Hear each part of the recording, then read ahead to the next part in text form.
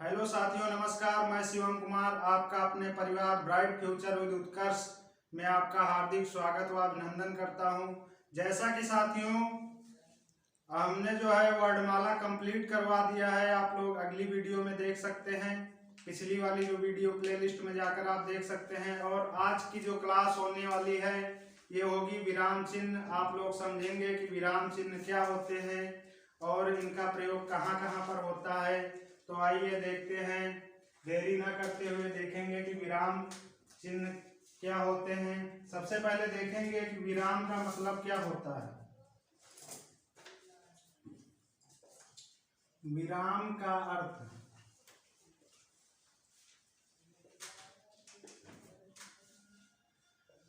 साथियों नाम से ही प्रकट है कि विराम का अर्थ होता है रुकना या ठहराव। रुकना या ठहराव, रुकना या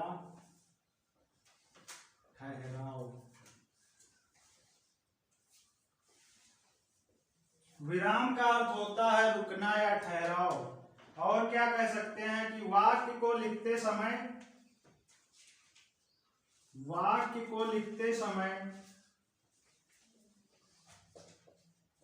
वाक्य को लिखते समय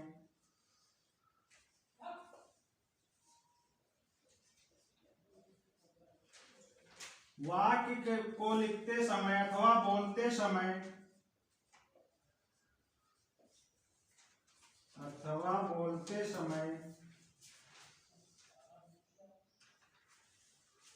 बोलते समय बीच में थोड़ा बहुत, बीच में थोड़ा बहुत,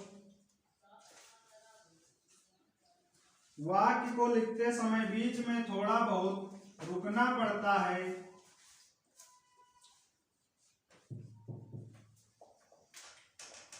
थोड़ा बहुत रुकना पड़ता है जिससे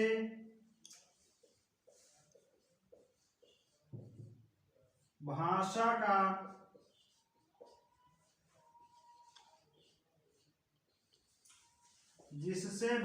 का अर्थ एवं भावपूर्ण हो जाता है, भावपूर्ण हो जाता है।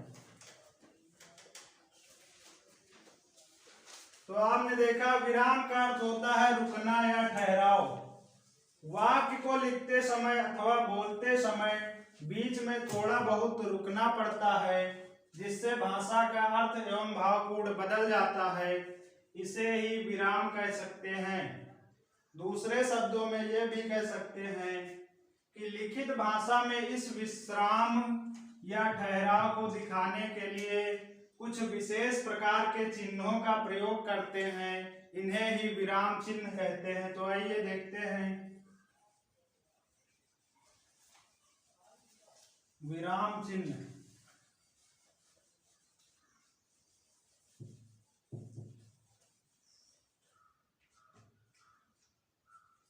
लिखित भाषा में, लिखित भाषा में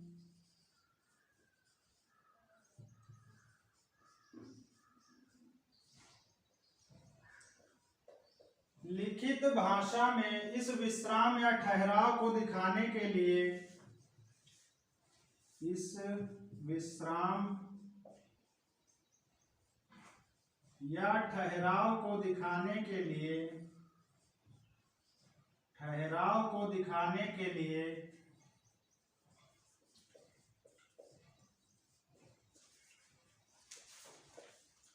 ठहराव को दिखाने के लिए कुछ विशेष प्रकार के, कुछ विशेष प्रकार के, कुछ विशेष प्रकार के चिन्हों का प्रयोग करते हैं। कुछ विशेष प्रकार के चिन्हों का प्रयोग करते हैं। चिन्हों का प्रयोग करते हैं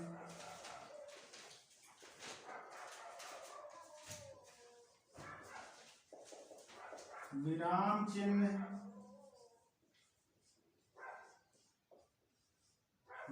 चिन्ह कहते हैं।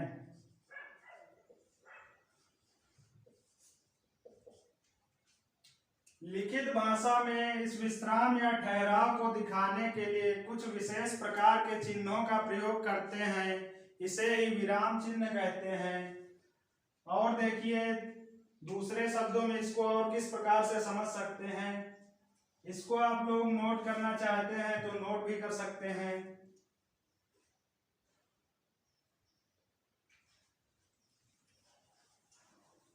तो बढ़ते हैं आगे, देखेंगे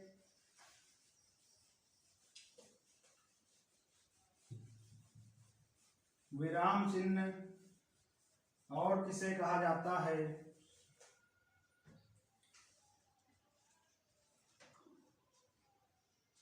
यदि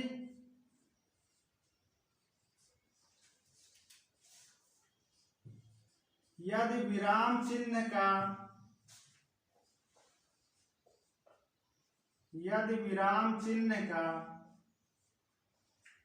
प्रयोग यदि विराम चिन्ह का प्रयोग ना किया जाए, यदि विराम चिन्ह का प्रयोग ना किया जाए तो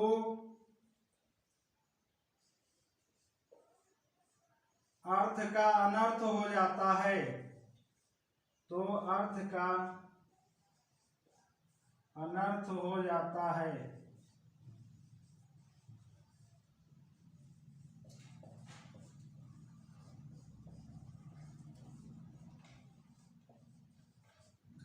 यदि विराम चिन्ह का प्रयोग न किया जाए हिंदी भाषा में तो अर्थ का अनर्थ हो जाता है।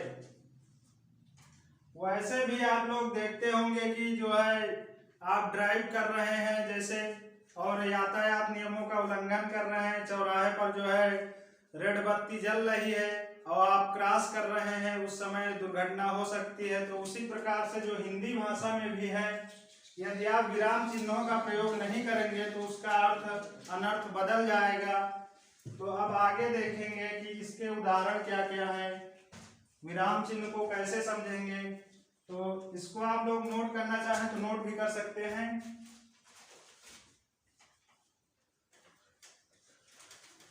ठीक है, तो चलो अब आगे देखते हैं कि विराम चिन्ह के क्या क्या उदाहरण हैं।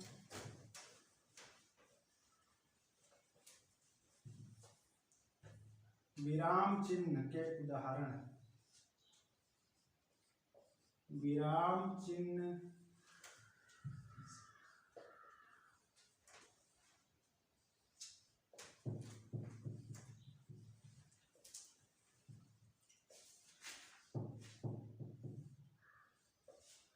विराम चिन्ह के क्या क्या उदाहरण है। आपने देखा होगा रोड पर कहीं कहीं पर जो है स्टॉप लिखा रहता है, ऐसे कहीं कहीं पर ये जो है रेल की ऐसे पटरियां बनी होती है। इनका मतलब ये होता है कि आप जैसे तेज ड्राइविंग कर रहे हैं, इस निशान को देखकर आप जो है अपनी स्पीड धीमी कर लेंगे। उसी प्रकार जो है हिंदी भाषा में भी जो है इन चिन्हों का प्रयोग करके जो है रुकावट हो जाती है।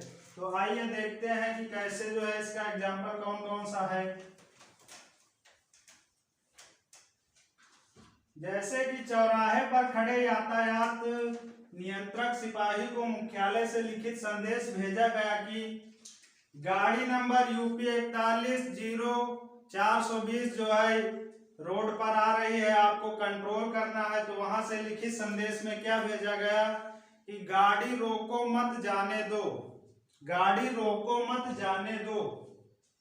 तो अब देखेंगे इस जो ये सेंटेंस कहा गया है इसके क्या क्या अर्थ निकल सकते हैं।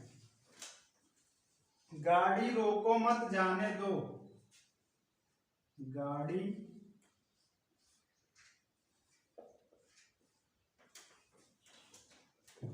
रोको, गाड़ी रोको मत जाने दो। अब ये सेंटेंस कहा गया, अब इसके क्या क्या अर्थ निकल सकते हैं। गाड़ी रोको मत जाने दो, अगर इसमें जो है इसके दो अर्थ निकल सकते हैं। कौन कौन से दो अर्थ निकल सकते हैं। आइए देखते हैं, इसके दो अर्थ निकल सकते हैं। इसके दो अर्थ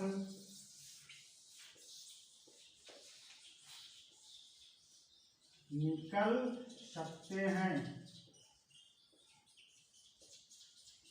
इसके दो अर्थ निकल सकते हैं। एक तो कहने का मतलब ये हुआ कि गाड़ी को रोको मत, जाने दो। गाड़ी को रोकना नहीं है, उसको जाने देना है। और एक दूसरा हो जाएगा आपका, इसे रोको मत, जाने दो। अब देखेंगे लिखकर कैसे कि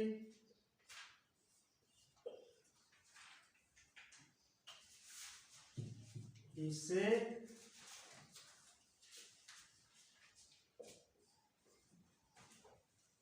गाड़ी रोको मत, जाने दो। पहले ये देखेंगे, गाड़ी रोको, अब यहां कामा लगा देंगे, मत जाने दो।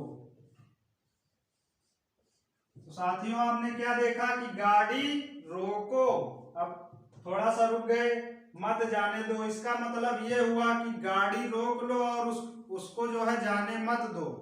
तो दूसरा शब्द ये होगा, शब्द यही रहेगा लेकिन इसका अर्थ बदल जाएगा। गाड़ी, ऊपर देखेंगे नीचे दिख नहीं रहा है,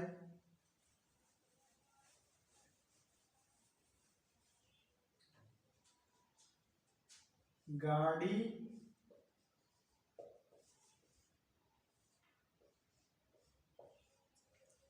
रोको मत, गाड़ी रोको मत, यहां पर कामा लगाएंगे, जाने दो।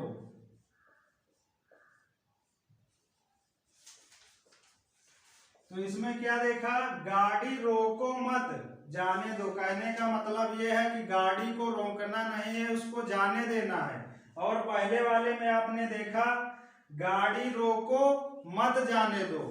इसका मतलब यह हुआ कि गाड़ी को रोकना है और जाने नहीं देना है। तो आइए आगे देखते हैं, इसके एग्जाम्पल हो गए। देखा आपने कि जो है शब्द वही है और दोनों शब्दों में अर्थ जो है दूसरा दूसरा निकल रहा है। अब आगे देखेंगे तो आप लोगों को समझ में आ रहा होगा। अब आगे देखेंगे, स्पष्टतः, स्पष्टतः, स्पष्टतः,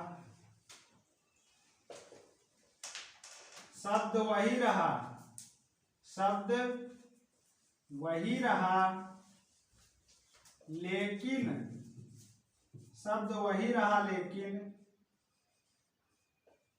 अर्थ जो है, अर्थ बदल गया, अर्थ बदल गया। तो आपने देखा, गाड़ी रोको मत, जाने दो, इसके दो अर्थ हुए कि नहीं। पहला जो है, गाड़ी रोको मत, जाने दो। पहले अर्थ से यह स्पष्ट हुआ कि गाड़ी को रोकना है, जाने नहीं देना है। और दूसरे में गाड़ी रोको मत, मत के बाद जो है कामा लग गया है। इसका मतलब यह है कि गाड़ी को रोकना नहीं है और जाने देना है। तो आप लोगों को समझ में आ रहा होगा, जो है इसका जो है कामा का प्रयोग करते ही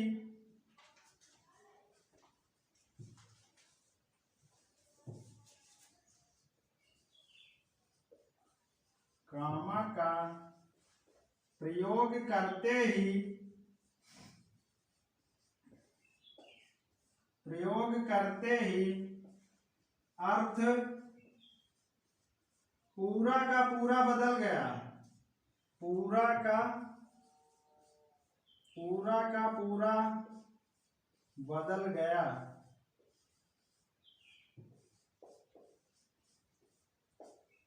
देखा साथियों आपने जो है कामा का प्रयोग किया और शब्द वही था, लेकिन दोनों के अर्थ जो है बदल गए। तो और आगे देखेंगे इसके बारे में, विराम चिन्हों के बारे में कुछ इम्पॉर्टेंट फैक्ट भी हैं। तो आइए देख लेते हैं कौन कौन से हैं। तो आइए देखते हैं।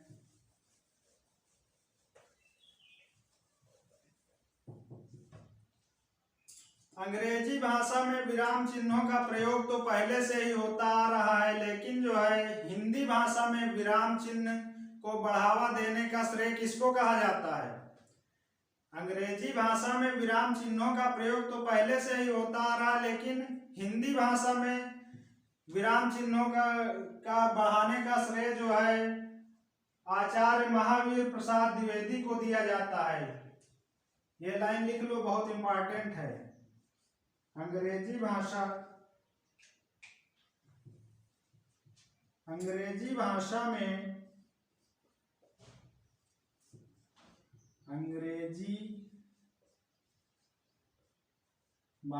में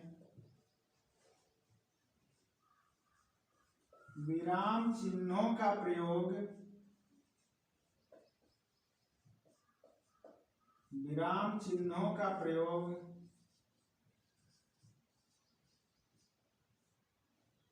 अंग्रेजी भाषा में विराम चिन्हों का प्रयोग बहुत पहले से होता चला आ रहा है।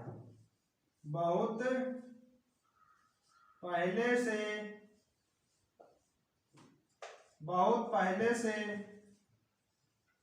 होता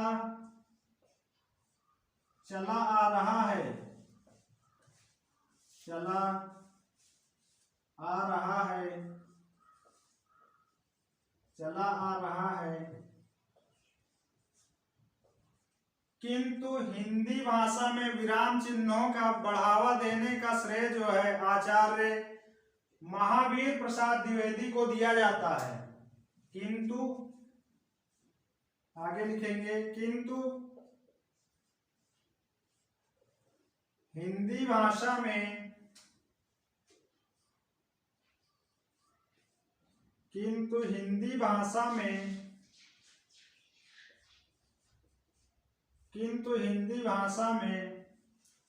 विराम चिन्हों का बढ़ावा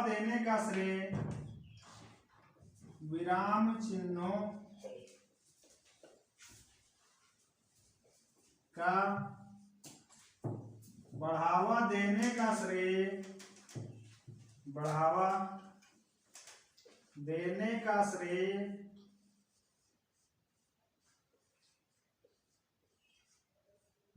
देने का श्रेय आचार्य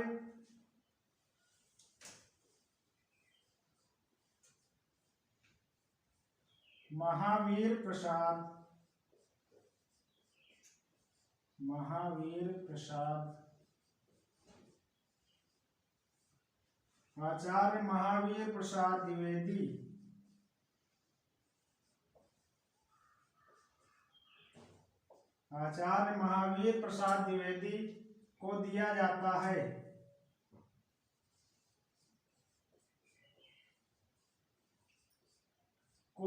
जाता है।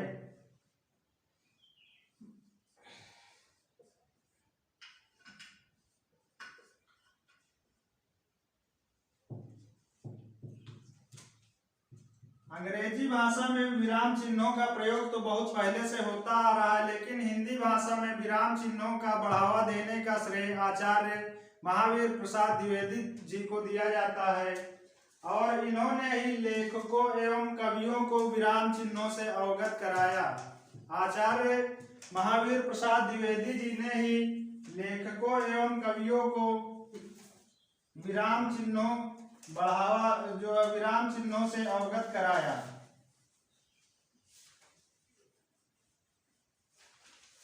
परीक्षा में प्रश्न आएगा कि विराम चिन्हों को बढ़ावा देने का श्रेय किसे दिया जाता है, तो आप लोग बताएंगे कि आचार्य महावीर प्रसाद द्विवेदी जी को ही कहा जाता है विराम चिन्हों का बढ़ावा देने का श्रेय। तो आज की क्लास जो है यहीं पर, तो कल जो है इसके आगे की क्लास होगी और जो है हमारे जो है साइंस के टीचर राम बाबू सर और जो है स्टैटिक जीके के सर जो है उत्कर्ष सर आपके साथ जो है रेगुलर क्लास ले रहे हैं। तो आप लोग रेगुलर क्लास लीजिए और जो है सभी विषयों को डिटेल से पढ़ाया जा रहा है। आज के लिए बस इतना ही। सबको नमस्कार, धन्यवाद।